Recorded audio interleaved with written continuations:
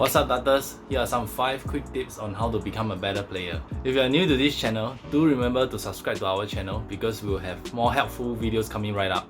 So let's jump into our video right now. So there are 5 main things that you need to look at in order to become a better player. So the first one will be stance, grip, aiming, pullback, and then follow through.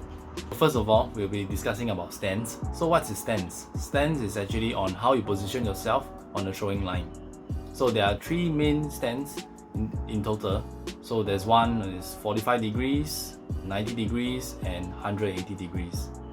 So in general, you don't really need to care about which kind of stance is better, but you must know that you must be comfortable with your stance. Because if you're comfortable with your stance, you will have a higher endurance. And in tournaments or league games, there are many matches that you need to endure, and with higher endurance, you can actually sustain throughout the entire matches.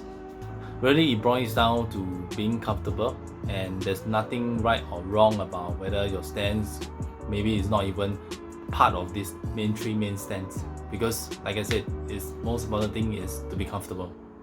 Okay, so the next one is grip.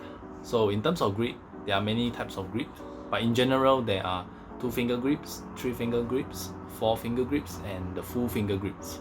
So me personally, I use 3-finger grips, which they also call it as a pencil grip. So the key point of the best grip is actually to be able to hold your darts firmly, yet being able to release your darts without affecting your fingers. So the next one is aiming. So aiming is all about finding the invisible path towards the target you want to hit. And of course, for every one of us, we are all different. So different people has different kind of aiming method. So one good point about this is that you may want to find which eye is your dominant eye, because this will greatly help you in terms of finding your invisible path. So you are not sure on how to find your dominant eye, we will include a link in the description below for you to find out. So for me personally, I'm a right eye dominant. So I will use my right eye to find the invisible path towards my target.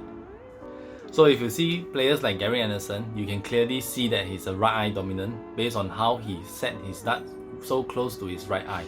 Ultimately, whether is it a left eye dominant or the right eye dominant, it's all about finding the invisible path and being able to find the line towards the target.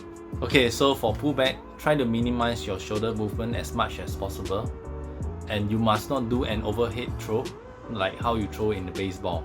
So for me personally, I like to do a pullback that is straight towards my right eye, but however, this is all personal preference. So there are many good players like Phil Taylor or Harry Flynn and Mansoor. What is that? Mansoor. How do you pronounce? Mansoor. Mansoor. So there are actually other good players that do different kinds of pullbacks. So for example, like Harif, he likes to do a pullback and twist his left hand before he performs a throw. And for Mansoor, he likes to do a pullback towards his right side of his eye before he performs a throw. But then the most common way of doing a pullback is definitely the one that's straight line towards your eye. So the last key element of being a good player is the follow through.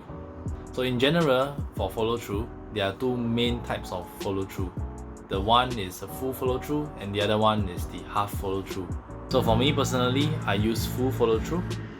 And the reason being is that if I were to do a full follow through and the darts doesn't hit the way I want to hit, this follow through actually is not a factor for the error. But if I were to use a half follow through, this half follow through can be a huge factor instead. And the reason is, perhaps in future I were to use like a 45 degrees follow through, and during tournaments I got nervous or whatnot, my 45 degrees follow through could be something like maybe 30 degrees follow through or 50 degrees follow through. And with that being said, we are not even talking about the aiming and the grip and stuff. And just by this follow through alone, it already has a lot of error possibilities. Okay, so as you can see, if I were to do a full follow through throughout all 3 darts, the motion is always the same, and therefore this should not be an error factor if your dart doesn't go to the way you want to hit. So whereas for half follow through, so you may release at this point, and maybe this point. There's no way you can actually 100% gauge or where you should release. So therefore, this could be a huge factor for error as well. So to summarize, you need to take note of these 5 key elements in order to be a better player. And of course, you try to reduce as many error possibility as possible. And most important thing is to enjoy the game and be comfortable on how you throw. Okay, so if you like this video and you find that this video is helpful, make sure to give this video a thumbs up and share it to your friends who wants to be a better player like you as well. You can leave a comment below on how we can further improve on our videos, or also if you would like to see more other tutorials, please let us know as well. Lastly, do subscribe to our channel because we'll have more upcoming videos coming right up. I'll see you in the next video. Bye! So for the start, we'll be talking about the stance. So what is stance?